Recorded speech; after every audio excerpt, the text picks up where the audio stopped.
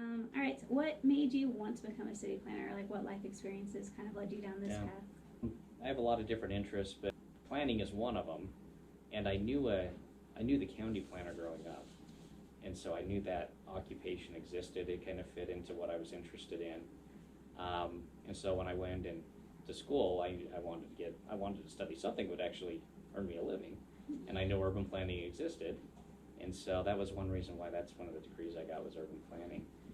And I like the idea of being able to influence where you live and help mold it into what it should be.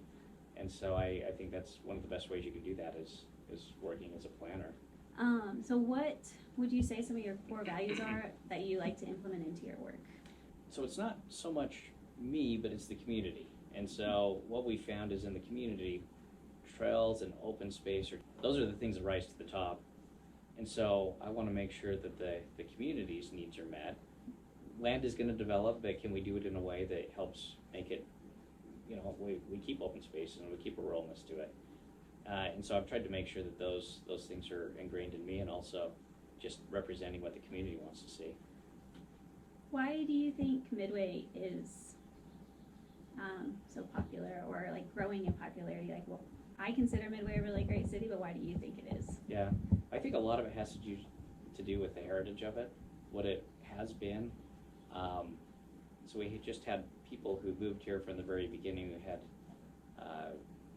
they were from different areas of Europe, and they were able to keep that tradition going through Midway. We have unique features here in Midway. We've got geothermal. We just have the state park surrounds us on 3 sides. Mm-hmm. We've got the river close to us. All these things make Midway unique. Listen to an interview you did after a town hall meeting about the town square. So talk about that a little bit. We have our main event each year, which is Swiss Days, that happens on the square. Really, the idea with looking at a master plan for the town square is trying to make sure that the square is used year-round by the residents. And so we want to make sure Swiss Days can still happen and function the way it does, but also make some improvements to the square to where we really invite people into the square and it's an inviting place year-round. And so we tried to engage the public early in the process and tried to talk to them about what they'd like to see for the square. And we've used all those public comments to come up with this master plan. And the idea is that, again, we have things that happen year-round on the square, but we don't just plan for one event, but we plan for multiple events. And you mentioned trail systems. Can you talk a little about that, like integrating trail systems into city planning? And so we've had a trail plan for almost 2 decades.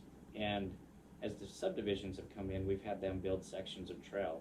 And we got enough of those that now we started filling in the gaps where we have, a pretty well-connected trail system throughout all of Midway. It's really saved taxpayers a lot of money by us not building all the trails. We have developers build their sections, and then we fill in the gaps. And it's become really successful. The residents are really happy with it. So you mentioned earlier you knew a city planner when you were growing up. Can you talk a little more about him? So Bob Mathis was his name. So growing up, he was the Wasatch County planner. I knew vaguely what he did. When I went to school, I knew he was the county planner, so urban planning was kind of in my mindset. When I finished my undergraduate degrees, I ended up getting a job at Wasatch County, and he had been their planner, but he became kind of their code guy. So I got to work with him directly there, and then he actually moved over here to Midway and worked as the Midway planner, and then I replaced him as the Midway planner when he retired. So anyways, I just kind of had this I knew him from when I was young.